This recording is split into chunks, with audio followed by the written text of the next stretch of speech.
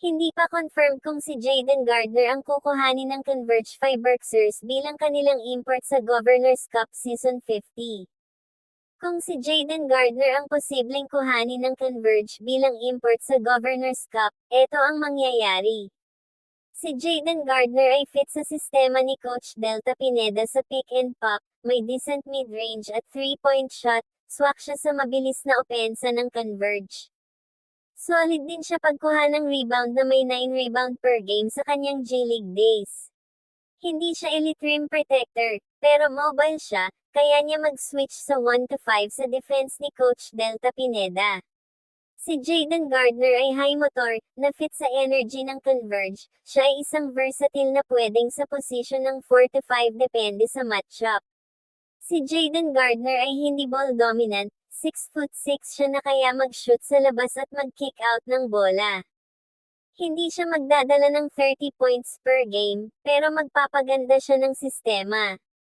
Kung si Jayden Gardner ang magiging import ng Converge, kailangan nila mag-adjust sa tatlong bagay para mag-work siya.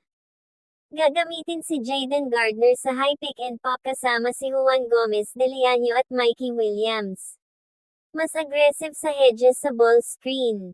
Si Jayden Gardner lalabas saglit, tapos babalik agad sa big man niya.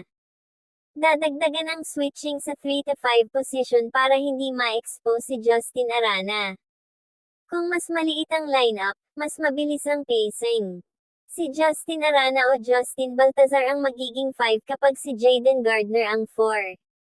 Mas maraming small ball lineup, si Jayden Gardner at 4 na locals.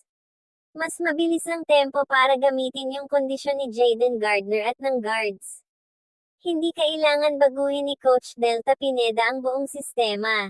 Kailangan lang etwik para gamitin ang spacing at mobility ni Jayden Gardner, at i-hide yung lack ng rim protection niya sa pamamagitan ng team defense at speed.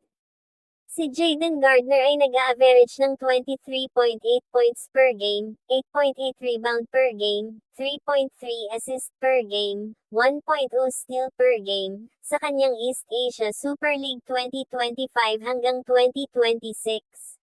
Kung si Jayden Gardner ang maging import ng Converge, eto ang aabangan ng team at ng fans.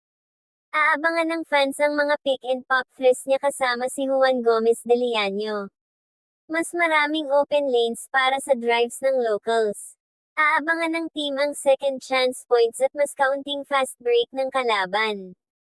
Ang problema ng Converge dati ay defensive rebounding, matutulungan ni Jayden Gardner pagdating dyan. Aabangan ng fans ang mas magandang ball movement kasi unselfish siya.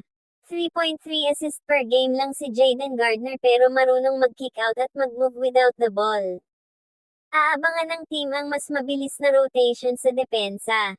Aabangan ng fans, kung tatanggapin niya yung role na screener, rebounder, at energy guy sa dulo. Diyan malalaman kung fit siya sa culture ng Converge.